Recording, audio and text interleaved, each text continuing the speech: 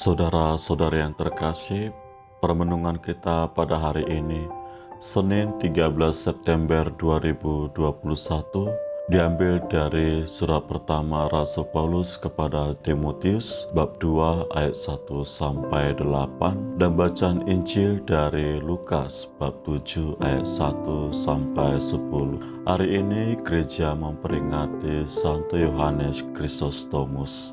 Saudara-saudari yang terkasih, manusia merupakan makhluk sosial.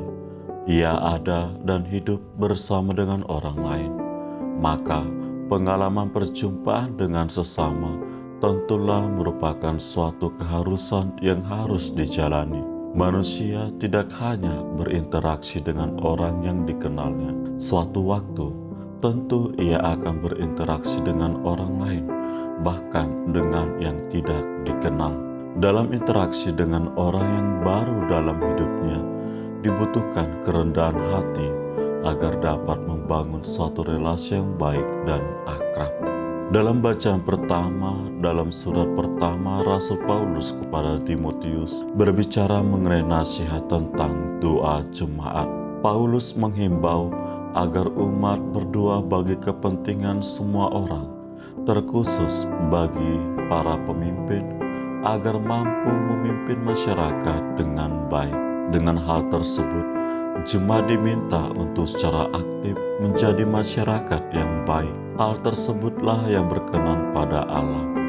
Adapun muara dari nasihat tersebut ialah agar semua orang diselamatkan dan memperoleh pengetahuan akan kebenaran, yaitu Yesus Kristus. Bacaan Injil hari ini berkisah tentang penyembuhan hamba seorang perwira. Si perwira merupakan seorang yang baik hati yang mencoba mencari kemurahan hati Yesus. Beberapa orang Yahudi juga mencoba untuk meyakinkan Yesus akan kebaikan hati perwira tersebut. Yesus terkesan dengan kerendahan hati dan iman dari si perwira tersebut. Satu hal yang menarik ialah bahwa perwira tersebut tidak ingin merepotkan Yesus, maka ia menyuruh seorang perwira. Ia mengetahui bahwa memasuki rumah seorang kafir akan menyebabkan seorang Yahudi menjadi najis. Iman dan kerendahan hati si perwira membuat Yesus heran dan terkesan. Si perwira telah mengajarkan kepada kita bagaimana cara beriman yang baik, yaitu dengan bersikap rendah hati di hadapan Allah.